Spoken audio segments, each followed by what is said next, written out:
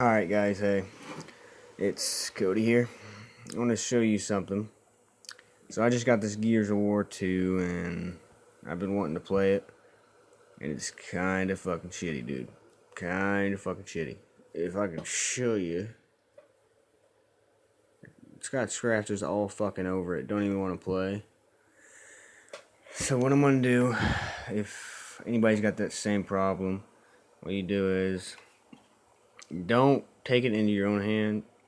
What you do is if you want to play it now, you can fucking get some Windex, sprinkle it on there, and then you're gonna want to spray it with Windex all around there, and then get a towel, not really a towel but a really fine cloth, and you're gonna go in circles around it with the cloth, and it should play for until you get it checked out and shit. So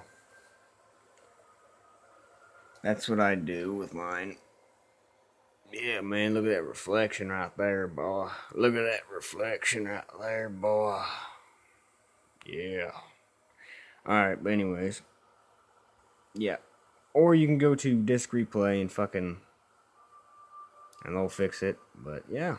Gears of War 2. Fuck my life.